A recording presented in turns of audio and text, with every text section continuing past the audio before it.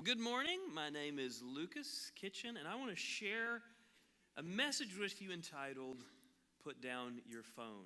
So I just want to jump right into this. Recently, I read a story about a young woman who was taken to the ER, and she was having trouble with her thumb. She was diagnosed with something called bilateral extensor pollicis longus tendinitis of the thumb, which basically meant my thumb really hurts.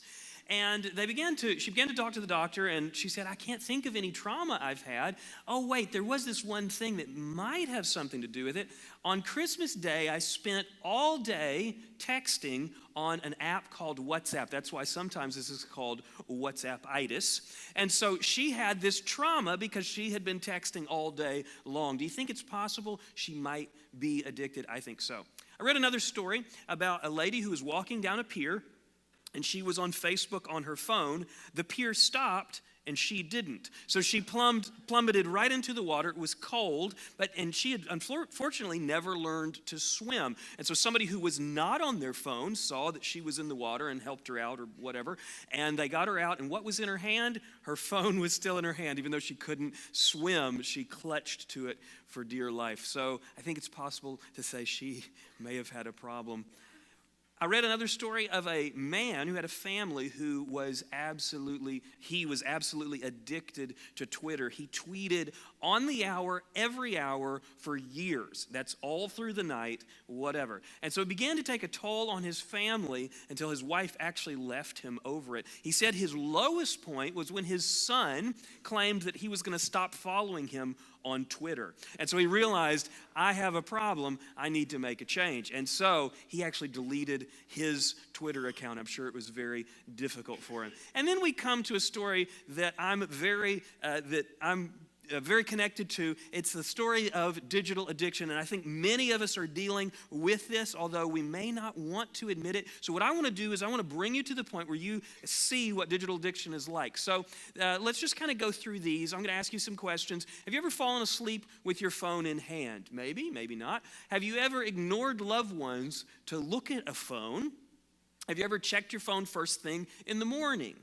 Have you ever checked your phone more than 20 times a day? That sounds crazy, but I'm going to tell you what the average is here in a minute, and it'll make your jaw drop probably.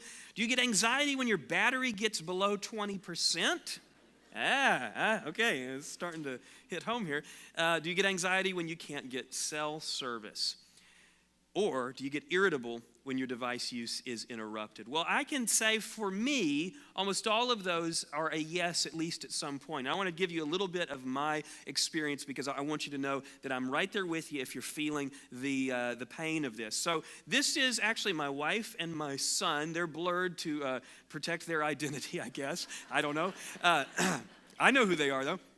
So what I've realized over the past couple of years, I have a 2.5-year-old, and what I noticed is when I'm off of work, like say on a Saturday or after work, I'm supposed to be spending time with my family, but I would usually kind of sneak my phone into the equation and maybe under the table be scrolling a little bit, or while Eileen, my daughter, is saying some nonsense, I'll be looking at my phone, whatever. What I realized, and what I've begun to realize, is that if I get my phone usage interrupted by my kids, for instance, I get irritable. I get grouchy. I get kind of frustrated. And it began to occur to me not so long ago that that's a real problem, because what I'm supposed to be doing is spending time with my kids and with my wife. And instead, I'm entertaining myself, because usually I'm not doing anything that important. I'm entertaining myself on my phone. And from what I've read, I'm not alone in this. That's because about 60% of college students claim they have a phone addiction. About 71% of people sleep with or next to their phones. It's a pretty high number. About 35% of people think of their phone when they wake, whereas only about 10% of people think of their significant other. There's some percentages missing, so other people are maybe thinking about other things. I don't know. But 44% of young adults have slept with their phone in their hand. 54% of young adults check phones constantly. I told you I'd tell you the average. The average of checking a phone, this is not just of kids, just the average of checking a phone is about 150 times a day. That may mean there's something on the phone to look at, or it may mean you're just looking at the phone. But we check about 150 times a day if you're average. About 40% never disconnect even on vacation. Now, I want to add some flesh to my own story because I think it'll help you to kind of understand where I'm coming from. So a lot of people will say, well, I'm doing important stuff on my phone.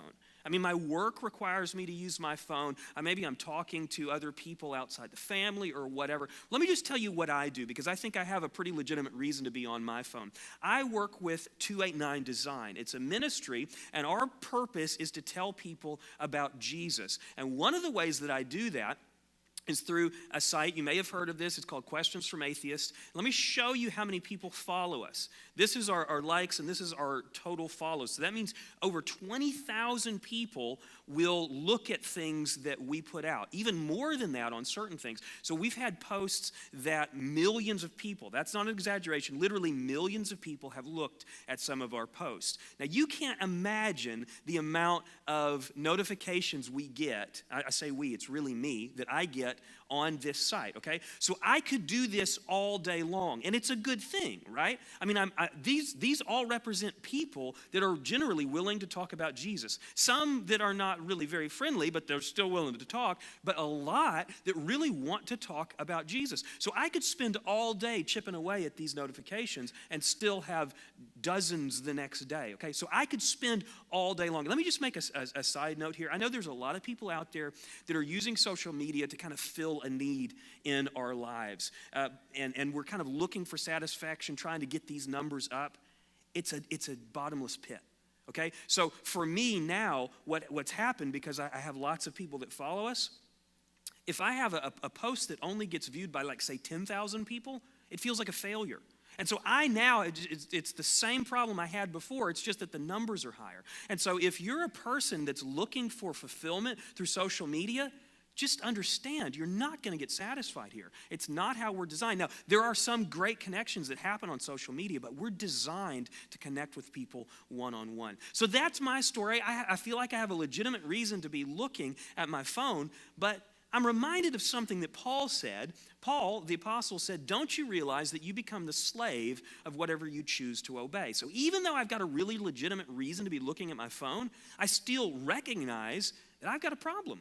I need to work on this problem. And what Paul says is that we can become slaves of things that we obey. If I always obey the impulse to pull out my phone, even when I'm with my family or with my kids, then it's safe to say that I become a slave to it. So how do we break the cycle? How do we get free? Well, as I've been thinking about this, because this is the big question, right? We all kind of recognize we have a problem. I probably didn't need the first 10 minutes because we all know that we kind of have a problem. The question is, what do we do about it? What are we going to do? And in this process, I began to think about, what do people say when they're on their deathbed? So I went and did some reading. And the reason why this is interesting to me is because I feel like there's this sense of clarity when we're faced with catastrophe. So there's been some research studies on this, of what people talk about when they're lying on their deathbed. And it turns out that what most people talk about is mostly has to do with the most important thing in life, which is relationships. They usually say things like, I should have spent more time with my family, or I should have kept up with old friends, but it almost always has to do with relationships. It very rarely has to do with, I should have worked more, or looked at Facebook more, or done WhatsApp, or whatever. So the Bible actually confirms this. The most important thing, but words of Jesus are this: you shall love the Lord your God with all your heart, and with all your soul, and with all your mind. This is the great and foremost commandment. The second is like it: you shall love your neighbor as yourself. So Jesus tells us what the most important things in life are here. And he says it by saying it's the foremost commandment, meaning this is the thing that you need to focus on the most. So what's the first, and then what's the second? Well, I've illustrated it this way. The most important things in life are relationships. Number one, the most important is our relationship with the Lord, and then the next most important is our relationship with other people. Now, there's a lot of relationships tied up in this, which is why I thought maybe another illustration would be in order. I like illustrations. So this is, if you read through the Bible and you're looking for this, what you'll notice is the Bible gives us priorities, okay? So I'm not going to go through and tell you all the verses that I used to build this little chart, but maybe we could talk about it on social media media, so let's connect later in the week, but maybe on a computer or something, I don't know. So let me just kind of go through this quickly. Our highest priority is supposed to be our relationship with the Lord. Next priority should be our family members. And then the next priority is friends, but mainly I'm talking about other believers. If you're a believer, this is a focus on other believers. I call it friends for simplicity. And then strangers, and then at the very bottom, although this seems strange, self comes last. I mean, that is a hallmark of Christian thought, is that self comes after all these things. And so you may be able to see kind of where we're going with this. So how is the most important thing being affected by phone use? If the most important thing in life is relationships, then we need to begin to ask the question, how is my phone usage affecting that? Now, I just want to get this out of the way, because this would be an obvious objection. Some relationships are enhanced by phones, right? I mean, we know that, okay? But that's not what we're talking about. Okay, so if you have a dozen reasons how your relationships are enhanced by phones, that's great. I'm glad for that. But that's not what we're focusing on today. What we're focusing on is when relationships are eroded by phones. And I want to give you some examples because I think you could really relate. So my wife and I and my sister-in-law were in a restaurant the other day, and there was a date going on. You could tell it was a date because it was a man and a woman. They were there by themselves, except they weren't exactly there by themselves because they had their noses buried in their phone. So this happens all the time. So that relationship in some way is being affected by how that phone usage. Here's another one. At that same restaurant, a pastor of a large church in the town where we live came in with his family. I won't tell you who it is, but he sat down and his kids sat down around him and they all pulled out phones. I mean, this is a pastor. So this is something affecting people at all stratas of society. So family time is broken by Facebook scrolling. Social media gamifies human interaction. Now, this is a weird word. I may have made this word up. I probably didn't. But here's what it means. So social media can tell you the quantity of relationships you have, but it can't tell you the quality. There's no algorithm, there's no mathematical formula yet to tell you the quality of your relationship, because you'd have to look at messages and how people are interacting. So all that Facebook or other social medias can do is they can turn it into a game. They give you a scoreboard and say, okay, there's like 1,000 people that clicked on your deal, but they may have clicked on your deal to tell you how much they dislike you. So the social media can't tell you the quality, it can only tell you the quantity, which is really unhealthy, because then we begin to prioritize quantity of relationships over quality of relationships. It's really unhealthy. Enough said about that, because that's not really what we're talking about today, but it's good to know. Face-to-face interactions become labored and they cause anxiety. I don't know if you've noticed this, but somebody that spends lots of time on their phone, it becomes a little bit more difficult for them to have a really meaningful, good conversation face-to-face. They almost need to text it. It's just something that's happening. There's reasons for that. Here's another one that's damaging relationships, is that we learn to get satisfaction from our devices over people. We're designed by God biologically to get satisfaction from one another, by talking and sharing in life. But when we learn to get that satisfaction primarily from a device, it damages relationships. Children, this is the one that bothers me the most. Children, spouses, and friends are being ignored. I think this one bothers me because I noticed that I was doing it. And so here's the bottom line. Mobile phones are damaging relationships. Sometimes they're enhancing, but sometimes they're damaging. So what do we do about it? Well, here is what I like to call the cycle of digital isolation. So this is just to sort of reinforce the damage that's happening. So we're born alone, right? We're born isolated, you could say. And then we begin to look for companions. We look for companionship, and that causes social anxiety. I don't know if you've ever had to ask someone out or, begin a relationship, but it causes anxiety. And in past generations, what would happen is the person would just have to get over it, right? If you want friends, you just got to get over the anxiety and figure it out. But now there's a new option. It's what I call digital retreat. We can retreat into our devices, and that gives some temporary satisfaction. It gives some temporary relief from the anxiety, but what happens is a loss of social skills. And so the more time we spend on our devices, the more we lose our social skills, and then what that does is it feeds into more isolation. This happens more and more. Now, a lot of us that are a little bit older and didn't grow up with this, we're not feeling this as much because we already have our social skills sort of set because we grew up in a time when we didn't have mobile phones. But for the younger generation, this is happening in a big way. And it's important that we understand this because this is what we're fighting for. This is the kind of problem that's going on. People are feeling more and more isolated because of these habits. So, how do we break the cycle? Still asking the same question. Here's the answer. Put down your phone. Sometimes.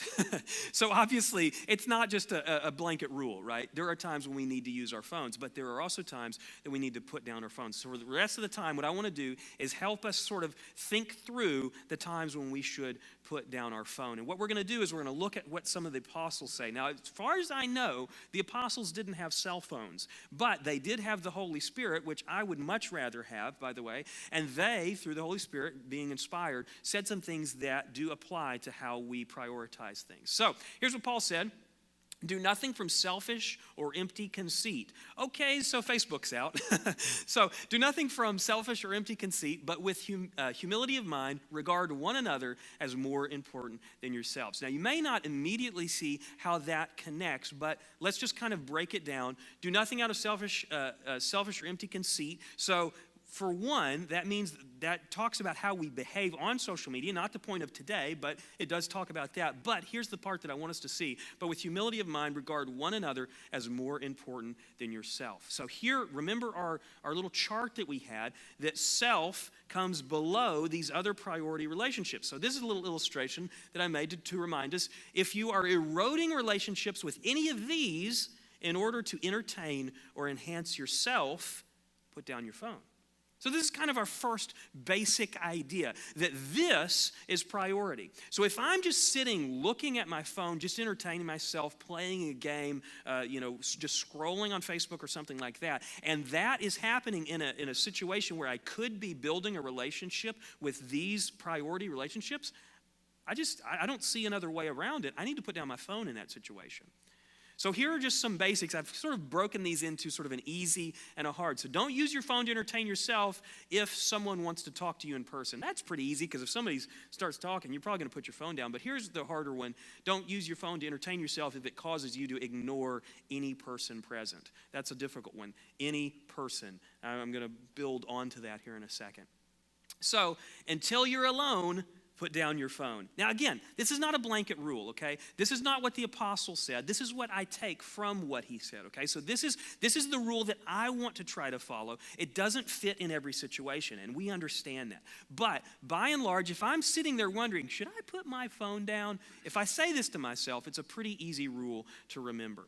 So what about when I'm talking to other people on my phone while I'm with my family? This is when it's a little bit more difficult because it has to do with other relationships and other relationships that could be valuable. So what do we do in that situation? Well, let's just look at a couple of verses.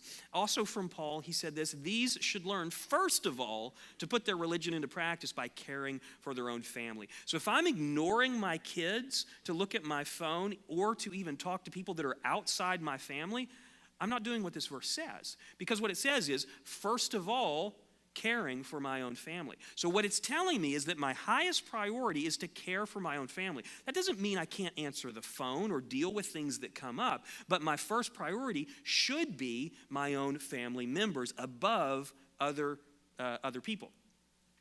Here is another place that Paul said, be devoted to one another in love and honor, giving preference to one another, practice hospitality. There's another translation of this verse that I like that I think maybe adds to this. Show family affection to one another with brotherly love. Outdo one another in showing honor, practice hospitality. So you may say, well, how do I show honor? How do I show hospitality? Well, let me just say, rule number one is that a hospitable person doesn't ignore the person to whom they're trying to show the hospitality. That's a tough word.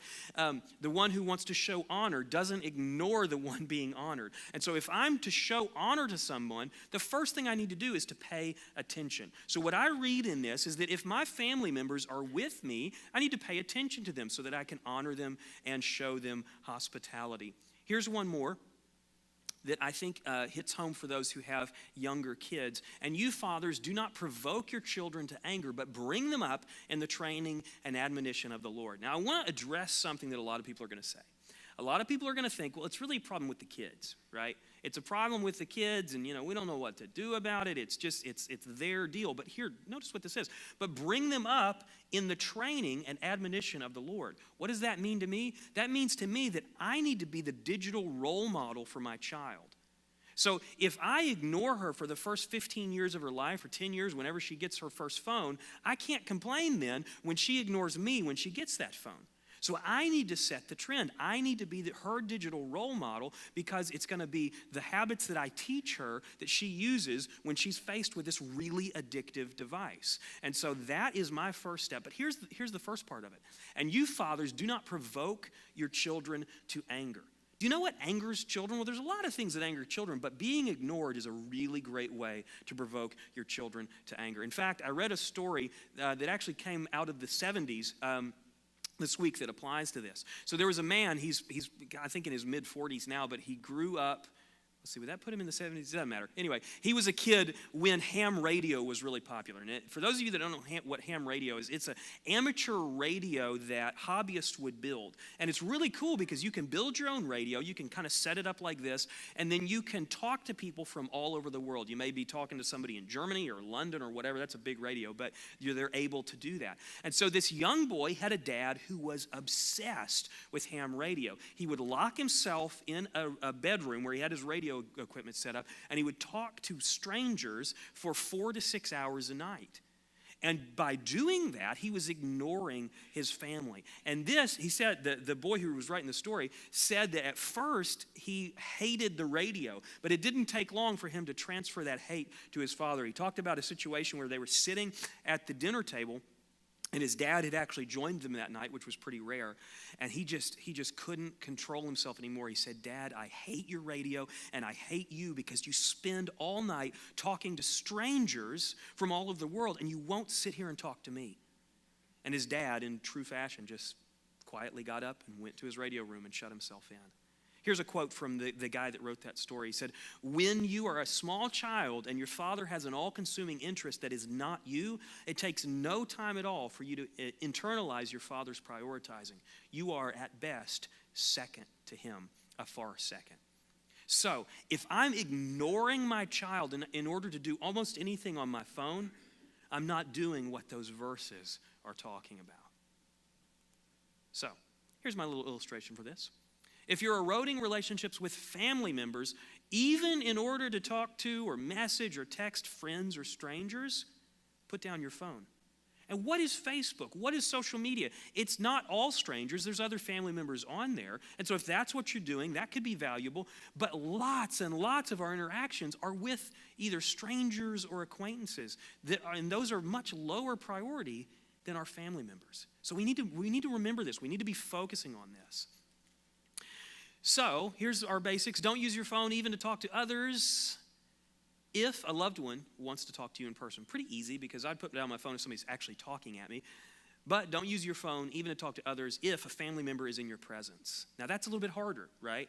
And it's because we spend so much time with our family. But if I'm just with my family, it's not a rule, but it's going to be my aim to always put my phone away when I could be spending time with my family. It's not an absolute, and sometimes I get calls I need to take, but by and large, this is where I want to head. This is what I want to be like. So, again, not a rule, but until you're alone, put down your phone. It's a simple way to remember it. So what if I'm doing something important on my phone while I'm around strangers? This is a big one. This one maybe not as important to a lot of us because we think of strangers as sort of outside of our circle. But notice what the writer of Hebrews said. He says, "Do not forget to show hospitality to strangers." Uh-oh. "For by so doing, some people have shown hospitality to angels without knowing it." So what the writer here says is that we need to show hospitality even to people we don't know. And what did we say about hospitality? Well, ignoring someone is a great way to not show hospitality. And so hospitality begins with being available, being present, being able to interact with the people around us. And so here's how I'd illustrate this. If you avoid talking to strangers in order to isolate yourself, put down your phone. Now, I know this is going to be hard for some folks, okay? I get it. Because when we're out and about and we feel maybe a little bit anxious about just being in public or something, it's really natural to reach for the phone, especially when we feel like we're sort of alone, but just strangers around. But I want to give you an example of something that happened just yesterday, actually. I went to Whataburger. My wife and my kids were at a birthday party, so I had a little bit of time. I went up to Whataburger. I was by myself, and I went in. There weren't many people in there, but there was a guy working behind the counter, and I noticed he seemed, pretty friendly. He was talking to different customers that were in there, and so I struck up a conversation with him, and I happen to have one of my books with me called Salvation and Discipleship. If someone reads that book, they can't help but to learn about Jesus and things like that. So in my opinion, it's a valuable book. And so in this conversation, I offered him this book, and he said, well, I actually can't take it because I might get in trouble if I accepted that. But you could leave it on the table and I'll grab it in a minute. So he really wanted the book. He just apparently couldn't take it. I don't know why. So anyway, I left it on the table. And as far as I know, he's maybe today reading that book. Now here's why I tell you that. He was a total stranger to me. I'd never met him before. I may never meet him again. He was a total stranger. But if I had my phone in front of my face, if I was buried in what I was doing, I wouldn't have seen him. I wouldn't have thought, hey, I should talk to that guy. But because I was trying, and obviously this was on my mind, so I was thinking I probably shouldn't pull my phone out, So I was thinking, I want to show hospitality. I want to show love. I want to connect with even strangers. And if you're a believer who's seeking to follow Christ, I would say, think about these things. Think about how you might make yourself available even to strangers when you're in public. Again, it's not always going to be the way it is. Sometimes you're just going to be looking at your phone, and that's how it is. But let's think about these things. Now, here's an exception. It's getting complicated, isn't it? Okay, so this is just sort of a personal rule for me that I think is really valuable, but it fits with our diagram, so I thought it'd be worth showing. I had a pastor friend in Longview who didn't matter who he was sitting with or talking to, and he met with a lot of people. If his wife called him on the phone, he would put a pause on the conversation he was in and say, it's my wife, she's my priority, and he would take it. And so here's what I take from that, and I think it's a valuable lesson. You should pause conversations with friends and strangers in order to talk to family. So this is a place where we should pick up our phone. If I'm not with my wife and she calls me and I'm talking to Charles, the stranger, then I should pick up my phone, pause his conversation, and pick up the phone with her. So there are times when we need to pick up our phones, but there are definitely times we need to put down our phone. So here's the basics from those verses we looked at. Don't use your phone to isolate if a stranger strikes up a conversation. Pretty easy, right? If somebody's talking at you, you'll probably put down your phone. But here's the second. Don't use your phone to isolate if there are strangers anywhere nearby. Again, not a rule. It's just a guideline. It's something to sort of aspire to, and it's sort of the direction that I want to go. So until you're alone, put down your phone.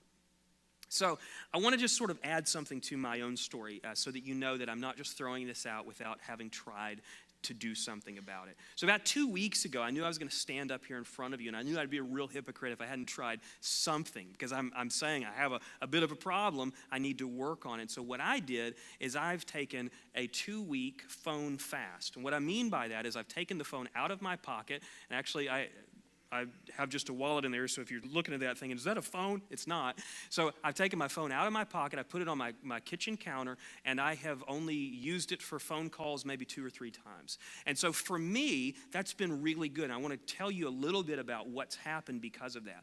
The Saturday before this last one, I was keeping Eiley, my 2.5-year-old, and we were actually out here on this playground that her grandpa helped build, and I was out there and I was playing with her, and I realized I'm not grouchy. I'm not irritable. I'm not annoyed at all. And I know that sounds like a really base level thing to say, but usually what I would be doing is kind of looking at my phone and sort of giving half attention. I would be kind of frustrated that I couldn't give full attention to my phone. I realized when my phone was just taken out of the equation, it doesn't frustrate me to be hanging out with my own kids. I'm almost embarrassed to even say that's where I was. But for me, it's been really great. And I was sitting there looking at Eiley, and I'm thinking, I'm looking you in the face. We're having a conversation. I'm getting to know you. I mean, it was this really just special moment, and it sounds so silly, but I guarantee there are a lot of people that need this kind of change. And so for me, it's made a big difference. Now, I'm not saying I'm not grouchy sometimes because they are kids, but it doesn't have to do with my phone anymore. It's no longer the part of the equation. So I want to close with just a couple of suggestions here. And these are things that I've tried and seem to be working. So suggestion number one, like I just said, do a total phone fast periodically. Every once in a while, it's good to just put the phone away. Maybe that's for 10 minutes if you're just getting started, or maybe it's for a week, I don't know. But put the phone away. Another is give your phone an out-of-sight place to live. For me, it's on my kitchen counter now. And for me, it's really valuable for it to be out of sight, because then I'm not thinking about it. I'm not trying to see how I'm going to kind of sneak over there and get a look. And so it's just get it out of sight, get it out of the way. Another is designate screen-free times and screen-free zones. I've been talking to a friend about this whole subject last week, and he sent this message to his wife. They both work and they have young kids. He sent this message to his wife. He says, I was thinking no phones out at all between 5 and bedtime on weekdays. We haven't seen our kids all day, and it is the only time we get to spend with them. They should know that they have our undivided attention for those few hours and not have to compete with the internet for our love. I thought that was brilliant. It's such a simple thing that they did to just help this problem. So they don't do phones from 5 till bedtime. Here's another. Charge your phones outside your bedroom. I know that's tough, but that's been a good thing for me. I used to charge it like right next to my head, so if something dinged, I'd be like, what's that? But now it's out of the room. It doesn't wake me up. And another thing that happens is I don't look at it first or last thing of the day. I know that sounds like a small thing, but I think this is valuable. The way you start your day kind of matters. So wake up and spend a minute praying, or wake up, spend a little time looking at the sunset, or whatever, maybe talking to your wife or your husband. That'd be a great way. But let's get away from starting our day and ending our day looking at the phone. Turn off all social media notifications. This was a tough one for me because a lot of stuff feels like, it makes me feel important because there's stuff dinging on my phone all the time. I turned them off, and man, it's so awesome to look at my phone. It's just a clean home screen. There's nothing there. It's like, nobody needs me, go away. And so for me, it's actually been really good. I thought it would be hard, but it's actually been really valuable. It's been really liberating. Here's another. Move addictive apps off your home screen. If this is this sounds a little strange, ask your kids or grandkids, they'll tell you how to do it. But addictive apps are ones that I don't mean to open up and spend 2 hours in. So let's say I'm going to look at my calendar, but there's the Facebook app. Well, I'll just kind of, let's see, and then 20 minutes later, I don't know where I am, and I've somehow lost my glasses. I don't know. So I'm losing my mind over these addictive apps. And so what my wife and I did, we just got them off of our home screen. And so now we don't get sucked into them on accident. I think it's really helped us. And then, so finally, until you're alone, put down your phone. So this is what I'm fighting for.